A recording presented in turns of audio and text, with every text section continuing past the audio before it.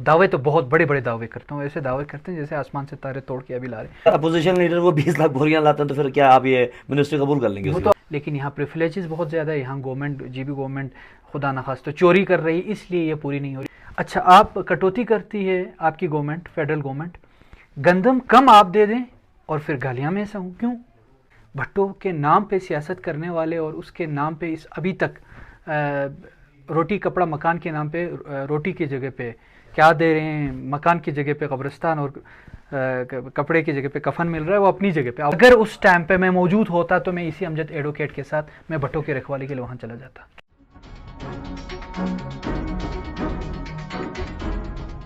बिस्मिल्लाहिर्रहमानिर्रहीम। अस्सलाम वालेकुम नाज़रीन, लोग मीडिया के प्लेटफॉर्म से मैं आरिफ साहब आपकी खिदमत में हाज़िर हूँ।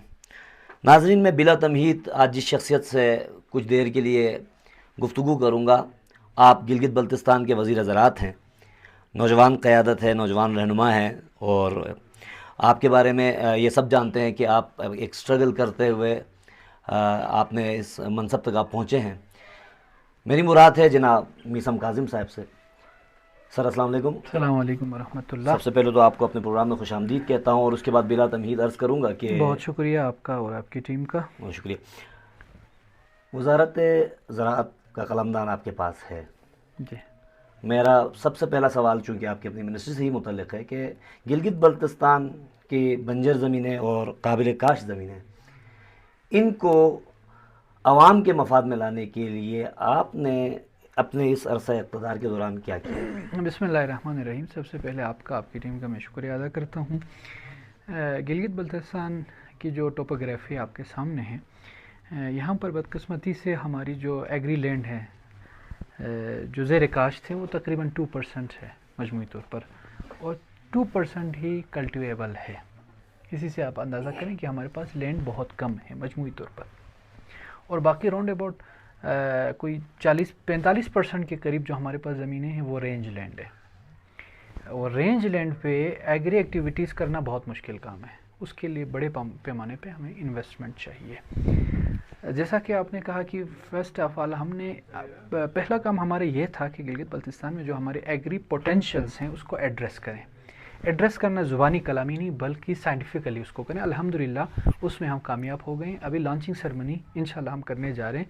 फ़र्स्ट टाइम हमने बड़े अच्छे अंदाज में एक इंटेलेक्चुअल हमने जिसे आप कहें इनपुट इस माशरे में गिलगित बल्तिस्तान में दी है, वो इकोलॉजिकल हमने जूनिंग की है गिलगित बल्तिस्तान को, पूरे गिलगित बल्तिस्तान को, और वो कंप्लीट हो गई है, पब्लिश भी हो गई है।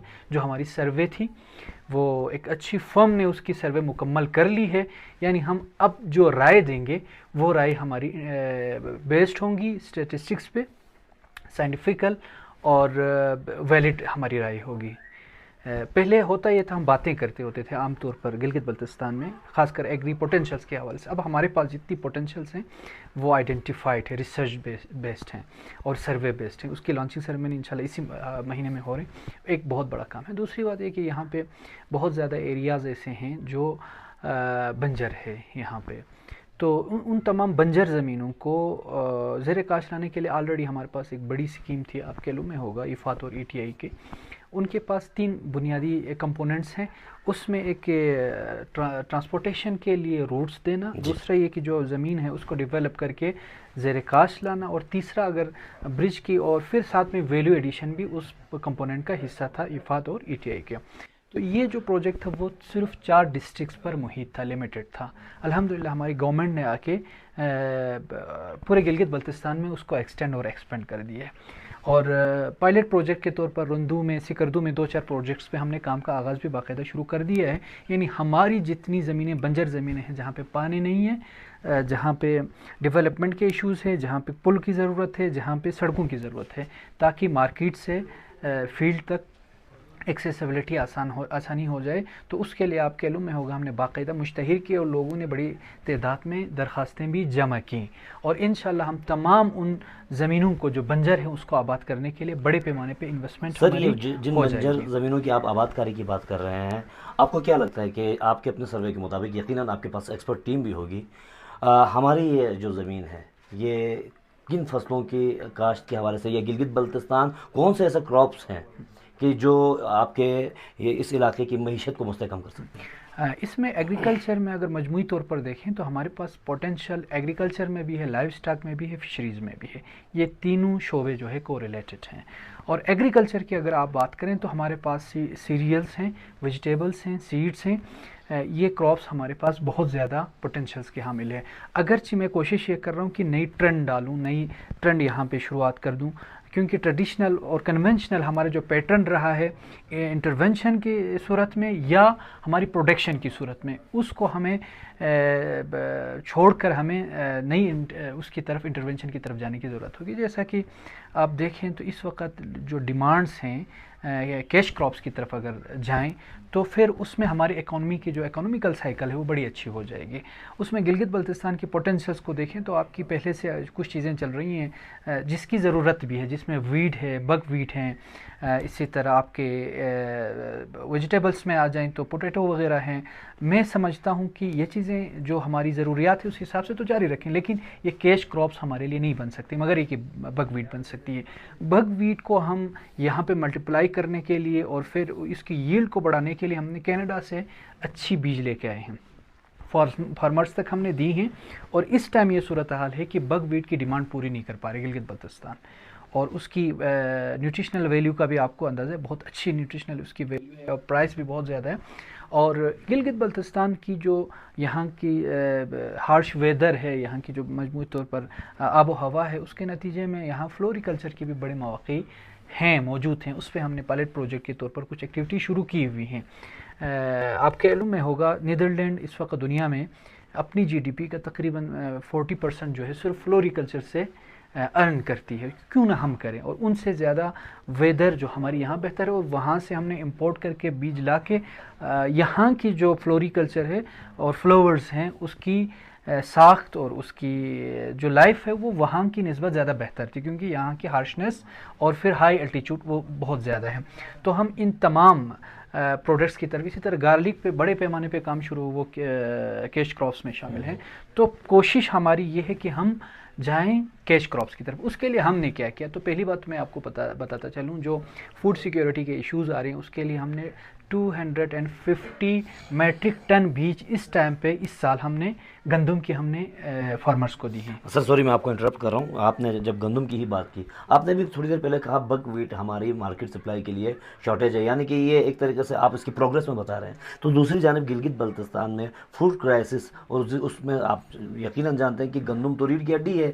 تو جو گندم کا اور گندم کے ساتھ انٹر لنک کر کے میں بات کروں تو آٹے کا بحران ہے، اس کو مد نظر رکھتے ہوئے تو ابھی تک آپ کی باتوں سے جو مجھے اندازہ ہوا وہ یہ کہ ہمارا فوڈ کرائسس جو ہے خصوصاً ویٹ کے حوالے سے یہ تو مستقبل میں بھی ایسے ہی رہے گا. کیا میں ٹھیک کہہ رہا ہوں؟ دیکھیں، میں جو گزارش یہ کرنا چاہ رہا ہوں آپ سے کہ ہم پالیسی کے ساتھ ساتھ ہم جو فیسلیٹیٹ پبلک کو کرنا چاہ رہے ہیں اس کی گراؤنڈ پر امپلیمنٹیشن کرنی ہے فارمرز نے.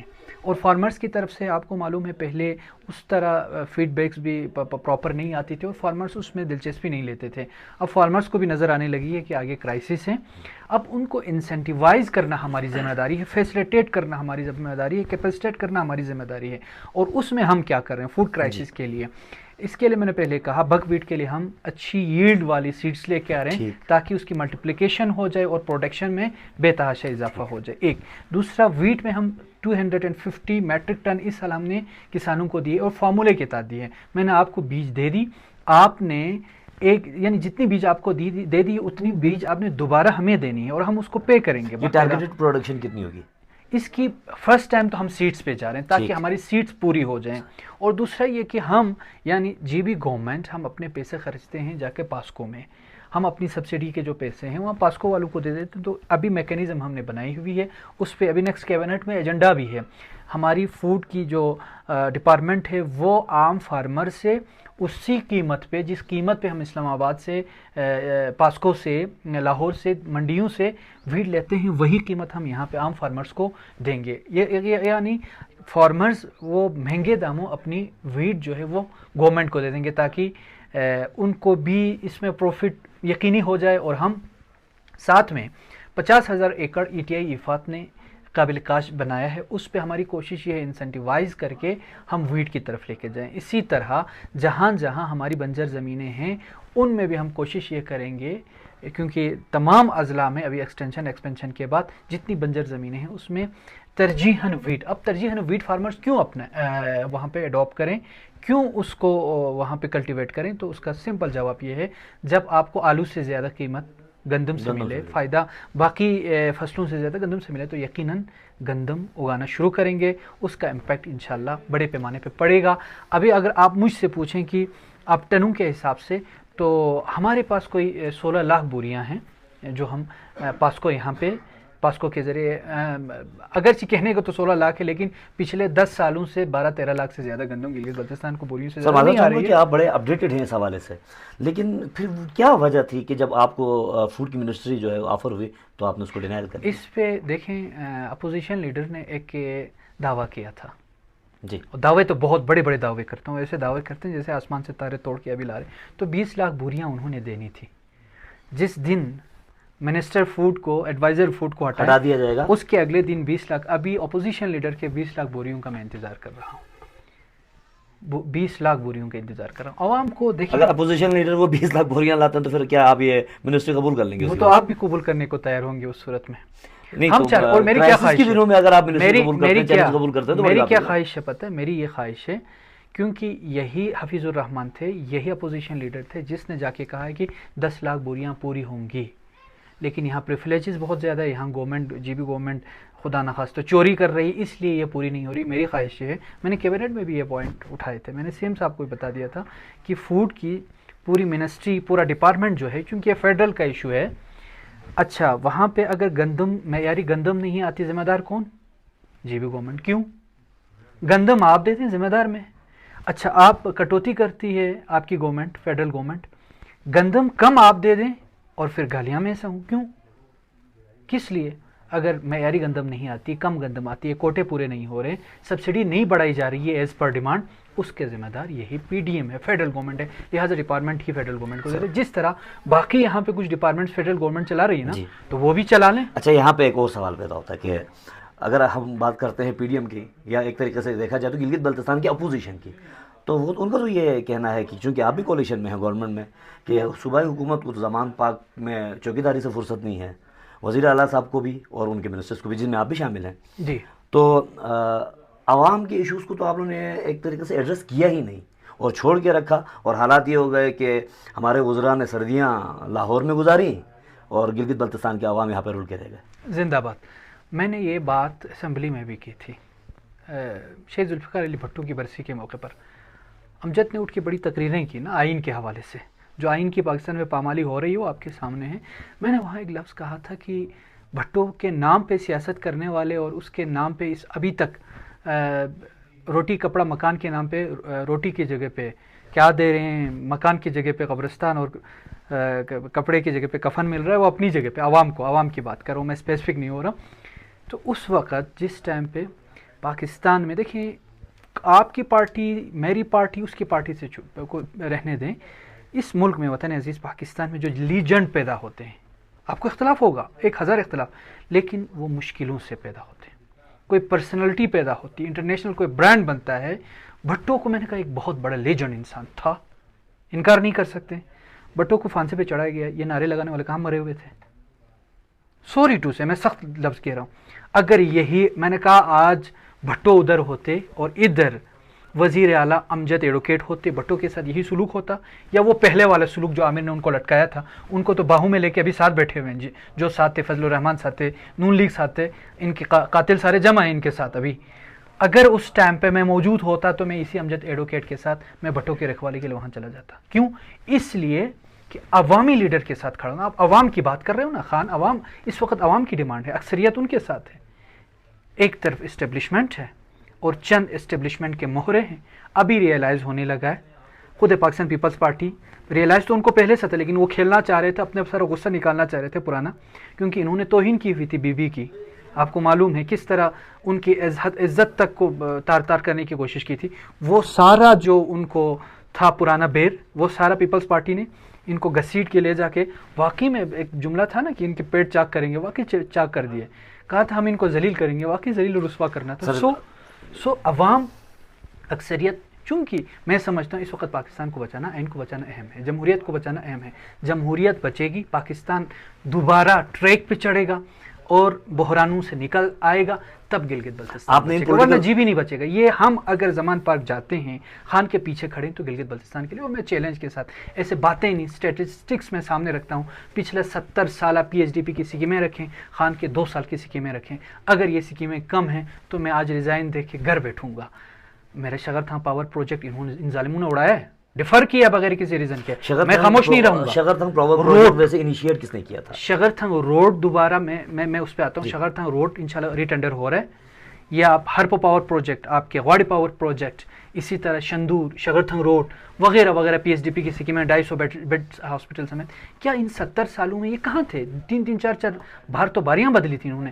خان کو ہم چاہ رہے ہیں، اگر ان کو پروٹیکٹ کر رہے ہیں تو ایک اصول کی وجہ سے، اس کی ذات کی وجہ سے نہیں. ہم نے جمہوریت. سر میں آپ کو انٹرپٹ کروں گا کیونکہ میرے پاس بڑا وقت محدود ہے. آپ نے کہا خان کی پروٹیکشن کی بات کی، جبکہ اس وقت تو جسچر یہ ہے کہ گلگت بلتستان کی حکومت کو اپنی پروٹیکشن کی پڑی ہوئی ہے. کیوں؟ کیونکہ کہا یہ جا رہا ہے کہ اب یہاں پر بھی رجیم بدلنے کی باتیں ہو رہی ہیں. رجیم چینج کرنے کی پوری کوشش کی ہے. وہاں رجیم چینج کر کے کرنے والوں کا جو حشر ہوا ہے اس سے برا حشر یہاں ہوگا. یہاں بڑی کوششیں کی ہے، نمبر گیم بدلنے کی صورت میں تو آپ لوگوں کو انشاءاللہ ناکام ہوگا. کسی کی مجال نہیں ہے انشاءاللہ کہ وہ گلگت بلتستان کے غیور لوگوں کو خریدیں. زر خرید غلام نہیں ہیں ہم. نہ ہم کسی خوف میں، کسی کال پہ، کسی اس سے ڈرنے والے ہم نہیں ہیں. آپ لوگوں نے بہت خریداری کی ہے، ہارس ٹریڈنگ بہت کی نیچے. یہاں نہیں، اتنے کمزور نہیں ہے گلگت بلتستان والے. اور میں اکثر کہا کرتا ہوں گلگت بلتستان کی پہاڑی چوٹیاں نا بلوچستان کی پہاڑی چوٹیوں سے بہت بلند ہے. ہم شرافت میں مارے جا رہے ہیں. صاف کہوں، ہم شرافت میں ابھی تک 70 سالوں میں 75 سالوں سے مارے جا رہے ہیں. آن ایئر میں کچھ باتیں کرتا ہوں. زندگی موت اللہ کے ہاتھ میں ہے، عزت ذلت پروردگار کے ہاتھ میں ہے، کسی کے ہاتھ میں نہیں ہے. کسی خفیہ طاقت کے یا جو اپنے آپ کو پھر اون سمجھتے ہیں ان کے ہاتھ میں نہیں ہے، اللہ کے ہاتھ میں ہے. تو 75 سالوں سے آپ کی اور میری شرافت کی وجہ سے ہمیں مذاق بنایا جا رہا ہے، جاتا رہا ہے. ابھی بھی یہ لوگ چاہ رہے ہیں کہ ہمیں اس طرح پیش کیا جا رہا ہے جیسے گلگت بلتستان پاکستان کے لیے بوجھ ہے. شرم آنی چاہیے. اگر ہمیں NFC ایوارڈ میں ہمیں ہمارا جو ڈیو رائٹ اور شیئر ملتے ہیں نا، اس وقت آپ کا میرا بجٹ 150 ارب سے زیادہ ہوتا. تو سر جب آپ کی مرکز میں حکومت ہے، خان صاحب پی ایم تھے، اس NFC کے لیے آپ نے کام کیوں نہیں کیا؟ جی 375 ارب روپے ہم نے اسکیم پیکیج رکھا، یاد ہے آپ کو. ایک ہم نے کیا آئینی ایمبٹ میں جانے کے لیے پورے مسودے تیار کیے. 23 مارچ میں اعلان ہونا تھا، پیچھے سے حکومت گر گئی. شاید آپ کے علم میں وہ ہم 3 مہینے لگا کے بیٹھے تھے. اور پھر نیشنل اسمبلی میں، سینٹ میں، NFC ایوارڈ میں سارا میکینزم بننے کے بعد، اس میں میں صاف کہوں گا اپوزیشن نے بھی ساتھ دیے تھے. امجد کا نام لوں گا، ساتھ دیا تھا. اچھا حفیظ باہر چیخ چلا رہا تھا، لیکن ان کے جو شریف نمائندے تھے اچھے، وہ جو اسمبلی میں ہے ممبر، باہر بیٹھ کے یہ بتا رہا نا کہ ہم اڑائیں گے، وہ اڑانے کے چکر میں تھے. جبکہ نون لیگ کے جو نمائندے تھے الحمدللہ وہ بھی ساتھ تھے، اسلامی تحریک کے ساتھ تھے، ہم تھے، PTI، سب مل کر ایک مسودہ بنا تھا نیشنل اسمبلی میں. اور پھر قومی فورم پہ ہمیں ملنی تھی نمائندگی، اور یہ تقریباً طے ہو چکا ہوا تھا. اگرچہ اس میں بھی ہماری ڈیمانڈ کے عین مطابق میں آپ کو بتا دوں نہیں مل رہی تھی، لیکن ہم نے کہا یہ پہلا سٹیپ ہے، وہ اس میں مزید بہتری ہو سکتی ہے. جہاں تک گلگت بلتستان کی اسمبلی کو اڑانے کی اگر کسی کو خواہش ہے، وہ بیگ بھر کے پیسے لے آنے کی خواہش ہے، یا آپ کوئی تھریٹ دے کے یا دھمکی دے کے یا کہیں سے پیچھے جو کرتے ہوتے ہیں جو پاکستان کی ہیجانی کیفیت ہے، تو میں سمجھتا ہوں کہ یہ مذاق ٹھیک ہے، آپ اڑا دیں شوق سے، لیکن اس آپ شیور ہیں، آپ کانفیڈنٹ ہیں کہ ایسا نہیں ہوگا؟ اور عارف صاحب میں آپ کو بتا دوں نا، مجھے یقین کریں لطف آئے گا کہ میں جا کے نا اپوزیشن کے بینچ پہ جا کے بیٹھوں اور اس علاقے کے ساتھ، اس علاقے کے خون کے ساتھ سودا کرنے والے ان ننگے قوم کو میں ذلیل کروں. اور سر یہ کام تو آپ اقتدار میں رہ کے بہتر کر سکتے ہیں، اس کے لیے آپ کو اپوزیشن پہ جانے کی کیا ضرورت ہے؟ جو ہم سے جس لیول پہ ہم کر سکتے ہیں کریں گے، ایسی بات نہیں ہے. وہاں پہ میں کہنے قوم کی اگر آپ نے بات کی، سر میں موضوع بدل دیتا ہوں، آپ کی بات پہنچ گئی، یقیناً ناظرین بھی دیکھ رہے ہیں. اب اگر آپ قوم کی بات کرتے ہیں تو قوم تو اس وقت لینڈ ریفارمز ایکٹ کو لے کر آپ لوگوں کے خلاف بھی بہت ساری باتیں ہو رہی ہیں، اور یہ بھی کہا جا رہا ہے کہ آپ تو زمین سے غداری کرنے پر تل چکے ہیں. اب یہ کس کے اشارے پہ ہو رہا ہے، کیا ہے، اس مندرجات میں جائے بغیر آپ یہ بتائیے کہ یہ لینڈ ریفارمز کے حوالے سے آپ نے گلگت بلتستان کے عوام کو کیسے کانفیڈنس ملے گا؟ دیکھیں لینڈ ریفارمز پہ، اس پہ سیاست نہیں ہونی چاہیے. پہلی بات تو یہ میں اپوزیشن کے دوستوں سے بھی میں اکثر کہتا ہوں جن کے ساتھ بیٹھک ہوتی تھی کہ اس معاملے پہ کم از کم عوام کے ساتھ سیاست نہ کرے، علاقے کے ساتھ سیاست نہ کرے۔ رہی بات اس میں کیا فارمولہ طے ہونا چاہیے، کیا میکینزم بننی چاہیے، اس پہ زیرو ڈرافٹ پہ شور مچایا گیا۔ زیرو ڈرافٹ ہوتا ہی اس لیے ہے کہ آپ سے 100% وہ اس میں امینڈمنٹ ہوتی ہے اور ہونی چاہیے۔ ابھی تک کسی نے سنجیدگی کے ساتھ کام نہیں کیا۔ پچھلے دور میں ایک کام ہوا جس پہ 20-80 کے ریشو کی بات کی، ہم نے کہا یہ ریشو میرے لیے قبول نہیں ہے۔ میں اس بات پہ نہ صرف یقین رکھتا ہوں بلکہ میں کر کے دکھاؤں گا کہ آپ کے دریا کے کنارے سے لے کر پہاڑ کی چوٹی تک یہ گلگت بلتستان کے عوام کا ہے، کسی خالصہ سکھ کا نہیں ہے، کسی کا نہیں ہے۔ یہ میں بات پوری کروں لینڈ ریفارمس پہ، اور اس پہ یہ تأثر دیا جا رہا ہے اور اس طرح بتایا جا رہا ہے کہ پہلے تمام زمینوں کو گورنمنٹ اپنے قبضے میں لے کے پھر اپنی مرضی سے ادھر ادھر قربانی کے گوشت کی طرف بانٹی جائیں گی یہ زمینیں۔ ایسی بات نہیں ہے، بالکل بھی نہیں ہے۔ میکینزم میں جو ہمارے پاس پرانے وقتوں میں مثلاً کہا جاتا تھا خالصہ، جسے گورنمنٹ لینڈ کا نام دیا گیا، اس کو ہم پبلک لینڈ کے نام پہ ہی رکھیں گے، پبلک لینڈ کے نام پہ۔ اب اس زمینوں میں میکینزم کیا ہو، اس زمینوں کی تقسیم کے حوالے سے اس کی میکینزم ممکن ہے سکردو میں کچھ کرنا پڑے، دیامر دار التنگیر میں کچھ اور کرنا پڑے، کیونکہ وہاں کی جو روایات ہے کچھ اور ہے، یہاں کی روایات کچھ اور ہیں۔ اور یہ تاثر دینا کہ مثلاً تمام زمینوں پہ قبضہ ہونے جا رہے ہیں، مثلاً میرے حلقے کی بات کریں، حلقہ 2 میں کتنی ایسی زمینیں ہیں، میدان ہیں جو خالصے کے نام پر تو موجود ہے لیکن ابھی تک عوام کے پاس ہے۔ تو کیا آپ یہ سمجھتے ہیں کہ ہم وہ کیا گورنمنٹ کو دے دیں گے؟ سوال نہیں پیدا، بالکل بھی نہیں دیں گے۔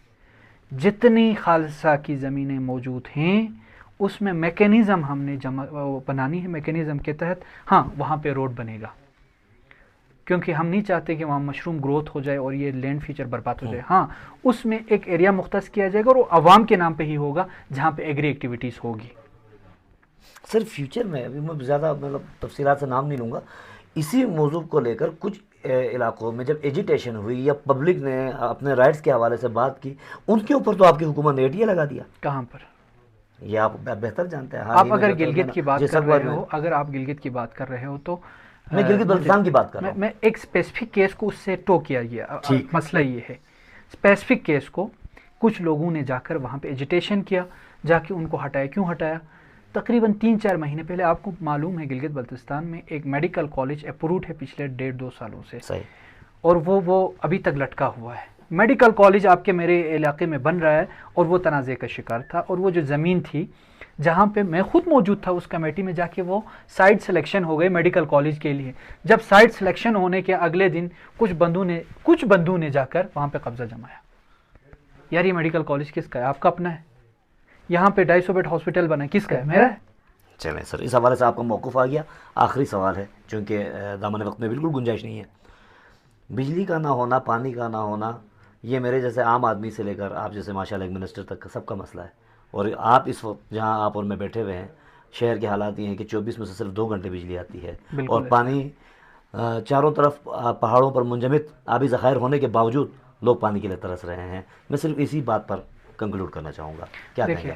دیکھیں بالکل ایسا ہے، اس وقت پہ خاص کر پانی اور بجلی کے حوالے سے گلگت بلتستان میں مسئلہ نہیں ہے، میں صاف کہوں۔ میں اسپیسیفک کر رہا ہوں جی، گلگت بلتستان میں نہیں بلکہ میرے سکردو شہر میں ہے۔ گلگت بلتستان میں نہیں، صرف میرے گلگت میں غزر جا کے ہوں پچھلے دنوں، وہاں بجلی کا ایشو نہیں ہے۔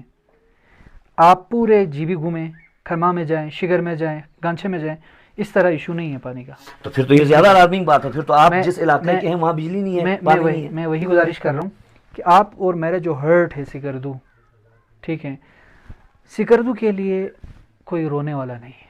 اب ہم رونے کی کوشش کر رہے ہیں۔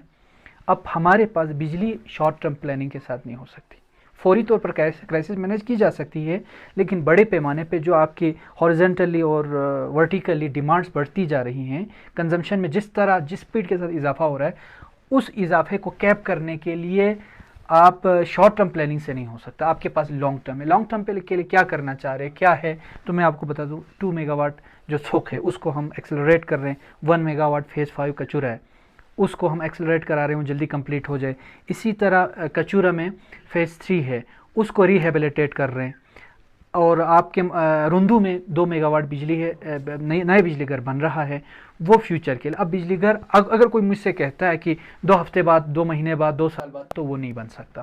اس کے لیے اپنا ٹائم لگے گا بجلی کو بہرحال آپ کرنے یہ کے بتانا لیے. چاہ رہے ہیں کہ اس میں لانگ ٹرم کچھ پالیسیز ہیں پالیسیز موجود ہیں جس پہ ہم انشاءاللہ کام کریں گے. اور چونکہ اس 10-15 سالوں میں 2009 سے اب تک بجلی میں یہاں پہ سسٹم میں بجلی 1 میگا واٹ کا بھی اضافہ نہیں ہوا, اور پھر اس میں اضافہ کتنا ہوا, کنزمپشن کتنی ہوئی, ڈیمانڈس میں کتنا اضافہ ہوا, تو آپ اس گراف کو دیکھیں تو یقیناً میں سمجھتا ہوں کہ یہ بہت اہم ایشو ہے, برننگ ایشو ہے. اس کے لیے ہم نے ایک شارٹ ٹرم پروجیکٹ پہ کام کیا ہوا ہے جو انشاءاللہ ڈی جی سیٹ پہ, جو ابھی ایل سی نہ کھلنے کی وجہ سے تھوڑا سا تعطل کا شکار تھا, ورنہ 30 میگا واٹ کے لیے ہم بات بھی کر چکے ہیں, فرم سے ہماری ایم او یو بھی ہو چکی ہے.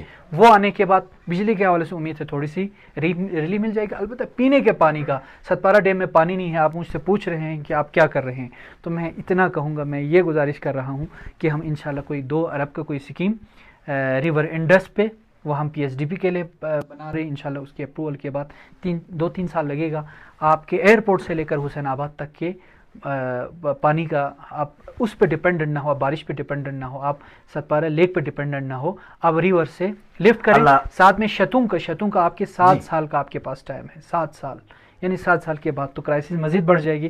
تو ہم صرف شتوں پہ ڈپینڈنٹ نہیں رہیں گے, بلکہ ریور سے ہم لفٹ کر کے پھر سپلائی کو بہتر بنا کے ڈیمانڈ کو پوری کرنے کی کوشش کریں گے. سر آپ کا بہت بہت شکریہ.